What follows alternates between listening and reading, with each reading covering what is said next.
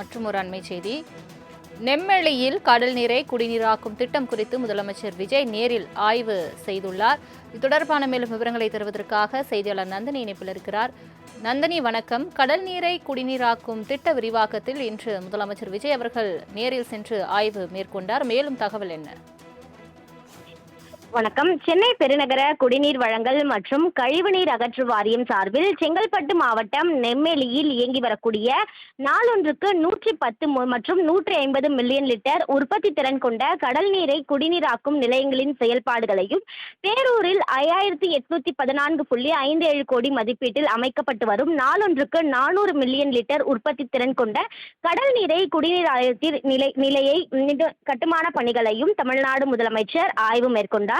அப்போது சென்னை பெருநகர மாநகராட்சிக்கு உட்பட்ட பகுதிகளில் குடிநீர் பூண்டி, சோழவரம், புழலேரி, கண்ணன்கோட்டை, தேர்வாய், கண்டிகை, செம்பரம்பாக்கம், வீராணம் ஆகிய ஏரிகள் மூலமும் நெம்மேலியில் உள்ள 110 மற்றும் 150 மில்லியன் லிட்டர் உற்பத்தி திறன் கொண்ட கடல் நீரை குடிநீராக்கும் நிலையங்கள் மூலமும் நாளொன்றுக்கு 1230 மில்லியன் லிட்டர் குடிநீர் தற்போது வழங்கப்பட்டு வருகிறது. இந்த நிலையில்தான் பொதுமக்களின் தேவைக்கேற்ப கூடுதலாக குடிநீர் வழங்கும் வகையில் பேரூரில் 5814.57 கோடி ரூபாய் மதிப்பீட்டில் 400 மில்லியன் லிட்டர் உற்பத்தி திறன் கொண்ட கடல் நீரை குடிநீராக்கும் கட்டுமான பணிகள் நடைபெற்று வருகின்றன. இந்த பணிகளை தமிழ்நாடு முதலமைச்சர் ஆய்வு மேற்கொண்டார்.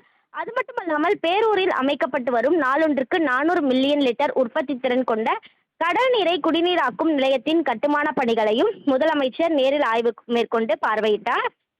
இத்திட்டத்தை பொறுத்தவரையில் பார்த்தோம் என்றால், பெருநகர சென்னை மாநகராட்சி, தாம்பரம் மாநகராட்சி மற்றும் பெருநகர சென்னை மாநகராட்சிக்கு அருகாமையில் இருக்கக்கூடிய 20 ஊராட்சிகள் ஆகிய பகுதியில் இருக்கக்கூடிய 22.67 லட்சம் மக்கள் பயனடைவார்கள்.